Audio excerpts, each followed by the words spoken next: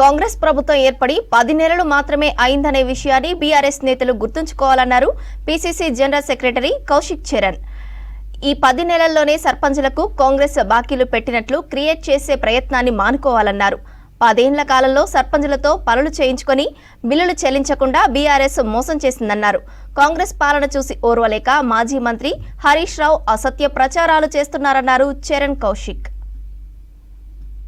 కేటీఆర్ గారు రేవంత్ రెడ్డి గారి అన్న అయినటువంటి తిరుపతి రెడ్డి గారి గురించి మాట్లాడుతూ లగచెర్లలో తిరుపతి రెడ్డి గారికి ఏం పని, ఆయన ఏ హోదాలో మాట్లాడతారని చెప్పేసి కేటీఆర్ గారు మాట్లాడుతూ ఉన్నారు. మరి మీరేదో హోదాలో మాట్లాడుతూ ఉన్నారు. అదేకాక మీ పట్న నరేంద్ర రెడ్డి ఏ హోదాలో మాట్లాడుతూ ఉన్నాడు. మీ పట్న నరేంద్ర రెడ్డి ఏ విధంగానైతే కొడంగల్కు బీఆర్ఎస్ పార్టీ నుంచి ఇన్ఛార్జిగా ఉన్నాడో కాంగ్రెస్ పార్టీ నుంచి తిరుపతి రెడ్డి గారు ఇన్ఛార్జిగా ఉన్నారు అక్కడ. అదే కాకుండా 2018 నుంచి ఇప్పటి వరకు కాంగ్రెస్ పార్టీ ఇన్ఛార్జిగా కూడా తిరుపతి రెడ్డి గారు వ్యవహరిస్తా ఉన్నారు. అంతకుముందు టీడీపీలో కూడా 2009 నుంచి ఆ ప్రాంతంలో తిరుపతి రెడ్డి గారు పనిచేస్తా ఉన్నారు. మీ కుటుంబంలాగా డజన్ మంది ఎవరు కూడా రేవంత్ రెడ్డి గారి కుటుంబం నుంచి ఎవరు ప్రత్యక్ష రాజకీయాలు లేరు, ఒకరు ఇద్దరు తప్ప. అదే కాకుండా మీ కుటుంబంలో చాలా మంది 3 ఎమ్మెల్యేలు ఉంటే కల్వకుంట్ల కవిత గారు ఒకసారి ఎంపీ, తర్వాత ఓడిపోతే ఎమ్మెల్సీ ఇచ్చిరు. సంతోష్ గారికి ఏకంగా రాజ్యసభనే ఇచ్చిరు.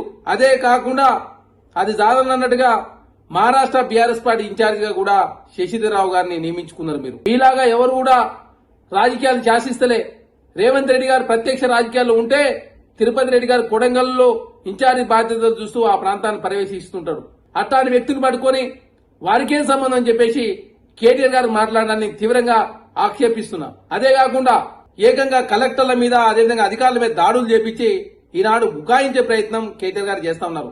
కొడంగల్ ప్రాంతం డెవలప్మెంట్ జరగాలని చెప్పేసి రేవంత్ రెడ్డి గారు భావించి అక్కడ గ్రీన్ ఫార్మాను తీసుకొచ్చినట్లయితే ఆ ప్రాంతం డెవలప్మెంట్ అవుతుంది, ఆ ప్రాంతంలో ఉన్నటువంటి నిరుద్యోగులు ఉద్యోగాలు అని చెప్పేసి ఒక మంచి సదుద్దేశంతో ఆ ప్రాంతంలో ఫార్మా కంపెనీలు పెడతా ఉంటే అనవసరంగా బీఆర్ఎస్ పార్టీ కేటీఆర్ గారు, హరీష్ రావు గారు, పట్నం నరేంద్ర గారు అనవసరంగా ఆ ప్రాంత ప్రజలను తప్పుదో పడించే ప్రయత్నం వారు చేస్తా ఉన్నారు.